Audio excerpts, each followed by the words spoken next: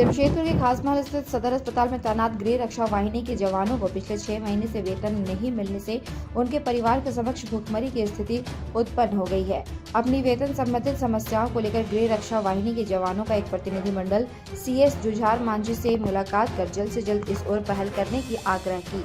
वर्तमान समय में खासमहल स्थित सिविल सर्जन कार्यालय और सदर अस्पताल में 42 गृह रक्षा वाहिनी के महिला पुरुष जवान तैनात है। अन्य अस्पतालों और संस्थानों में तैनात जवानों को आउटसोर्सिंग के माध्यम से वेतन का भुगतान किया जा चुका है।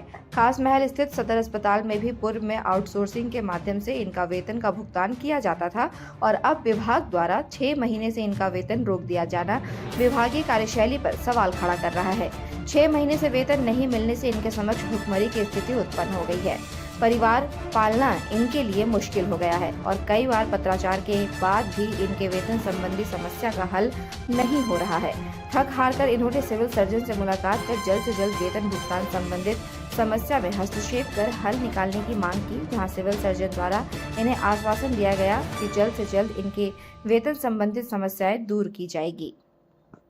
है कि फरवरी माह से लेकर अभी तक का वेतन हम लोग को नहीं मिला है। कितने होमगार्ड के जवान हैं महिला पुरुष मिलाकर? हम लोग महिला पुरुष मिलाकर कम से कम 26 जवान हैं।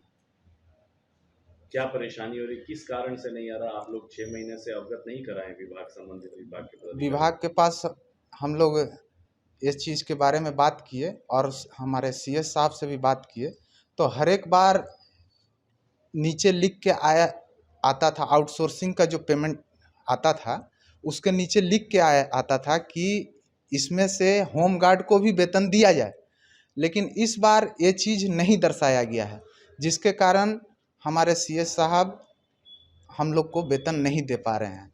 आज हम लोग जब उनसे बात हुआ तो वो बोले कि हम आप लोग को वेतन देना चाहते हैं, लेकिन ऐसा नहीं दर्शाने के कारण हम नहीं कर पा रहे हैं, जिस कारण वो अपने से ऊपर सीनियर पदाधिकारी से बात किए, चर्चा किए, जिसमें हम लोग को कुछ प्लस पॉइंट मिल रहा है कि हम लोग का काम जल्द से जल्द पूरा हो जाएगा। अच्छा, एक बात बताइए कि हम लोग तो बहुत कर्ज में डूब चुके हैं, जिससे तिससे मांग के हम लोग का काम चलता है। बच्चा लोग को फीस नहीं दे पा रहे हैं हम लोग। अन्य अस्पतालों में हाँ, MGM को मिल चुका है, जिस कारण हम लोग को पता चला तो हम लोग यहाँ पर आके उनको